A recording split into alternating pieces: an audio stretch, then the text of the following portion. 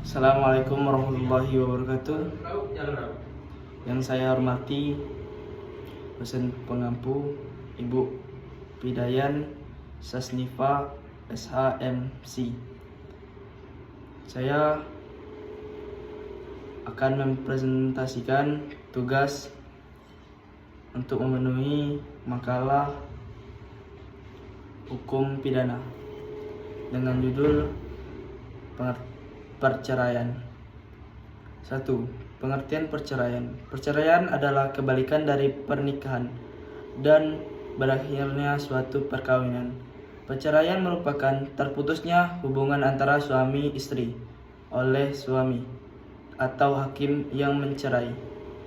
Keputusan hakim tersebut dengan menjalankan proses alur persidangan berawal dari tahapan majelis hakim, pembacaan gugatan, jawaban tergugat, pembuktian dari penggugat dan tergugat, hingga putusan hakim sampai mahkamah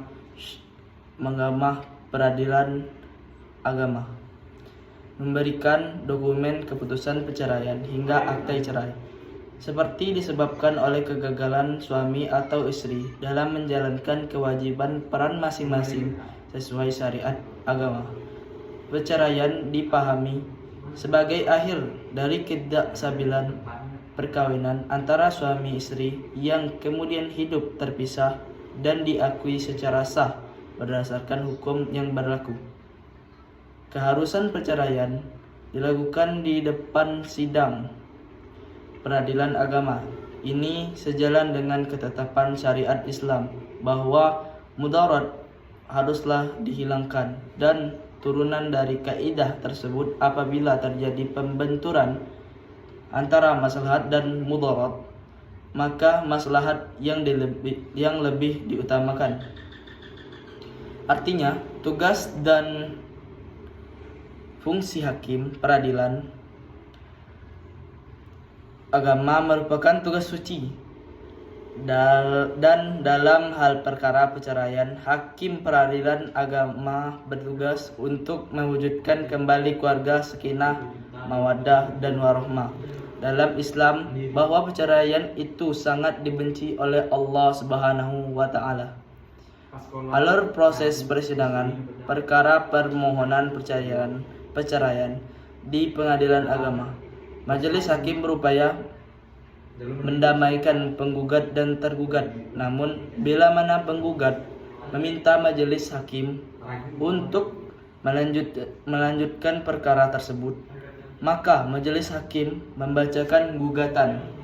Penggugat disaksikan tergugat, dan penggugat selanjutnya tergugat menyampaikan sanggahan jawaban secara tertulis atau langsung, replik, duplik. Dilanjutkan pembuktian dalil-dalil penggugat kepada tergugat. Namun, bila mana dalil-dalil tersebut tidak dapat dibuktikan, maka majelis hakim menolak gugatan penggugat tersebut. Jika dapat dibuktikan, maka majelis hakim melakukan pembuktian atas jawaban sanggahan tergugat serta melanjutkan alur proses hingga putusan hakim yang seadil-adilnya tanpa meninggalkan kode etik dan pedoman perilaku. Tindak pidana penerbitan akta cerai adalah penerbitan tanpa mengacu pada surat-surat yang dilampirkan pada putusan hakim, seperti disebabkan oleh tindak pidana sampai dengan pasal 276 surat. Dalam hal ini adalah segala surat yang tertulis dengan tangan, dicetak maupun ditulis menggunakan mesin.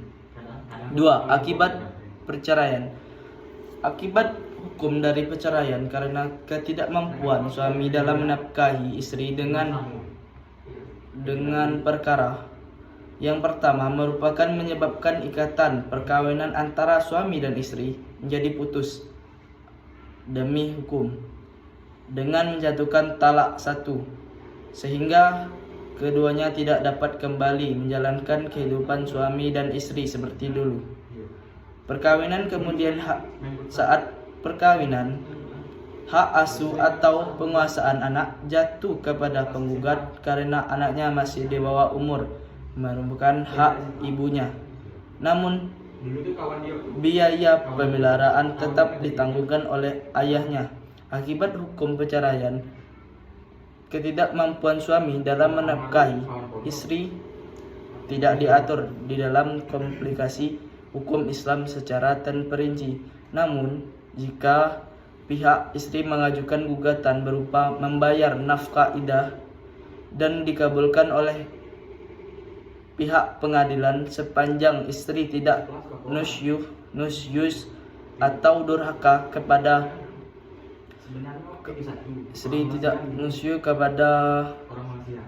terhadap suaminya, maka pihak suami berkewajiban untuk membayarkan nafkah iddah atau suatu kewajiban mantan suami terhadap mantan istri yang telah bercerai. Perceraian membawa dampak dan akibat hukum terhadap istri dan anak. Dalam hal bercerai antara seorang istri dan suami, tidak membebaskan mereka dari tanggung jawabnya sebagai orang tua terhadap anak dalam hal biaya, pemeliharaan, dan pendidikan sebagaimana mestinya, yang mana disebutkan bahwa bapak yang bertanggung jawab atas semua biaya pemeliharaan dan pendidikan itu, bila kenyataannya tidak dapat memenuhi kewajiban tersebut, pengadilan dapat menunjukkan bahwa ibu ikut memikul biaya tersebut. Dampak yang fatal akibat perceraian, yaitu terhadap anak, bisa menjadi frustasi dan selanjutnya mengambil langkah-langkah praktis untuk mengakhiri hidupnya. Ada juga yang melakukan pelarian ke hal-hal negatif seperti narkoba dan lain-lainnya. Kalau sudah seperti ini, tentu sikap saling menyalahkan bukan solusi yang terbaik. Dengan melihat adanya dampak perceraian, yang menjadi korban adalah keluarga dan anak-anak yang belum dewasa, diharapkan kepada orang tua jangan pernah memiliki niat untuk cerai apabila masalah yang dihadapi dalam keluarga masih bisa menyelesaikan dengan cara yang baik-baik. Sekarang pasangan suami istri harus diberi pendidikan hukum agar terhindar dari kebiasaan sosial akibat konsepsi yang dipinjam dari kebudayaan di luar Islam. Dengan demikian, mereka akan mengerti tentang dasar dan semangat hukum Islam dalam mengatasi sebuah permasalahan. Kesatuan keluarga. Ketidakharmonisan keluarga harus diselesaikan supaya keluarga tetap bahagia, sejahtera, dan mendapatkan ketenangan batin. Apabila keluarga sudah tidak harmonis lagi, maka sangat rawan akan terjadi perceraian. Indonesia sebagai negara hukum dan telah mengatur aturan perceraian dalam Undang-Undang Nomor 1 Tahun 1974 dan di dalam KHI, Komplikasi Hukum Islam, yang seharusnya setiap pasangan yang ingin bercerai mengacu pada aturan yang ada tersebut. Baiklah, kesimpulannya, perceraian adalah proses hukum yang mengakhiri ikatan pernikahan secara resmi di hadapan pengadil atau otoritas yang berwenang. Proses ini melibatkan pembagian harta bersama, penentuan hak asuh anak, dan penyelesaian segala kewajiban serta hak antara kedua belah pihak.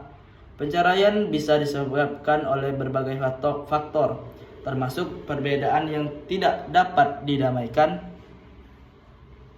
antara pasangan, perselingkuhan, atau masalah komunikasi yang tak terpecahkan.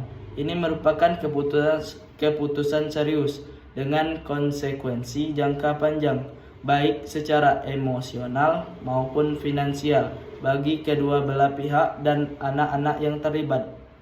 Mungkin hanya ini yang dapat saya sampaikan. Lebih kurang saya mohon maaf.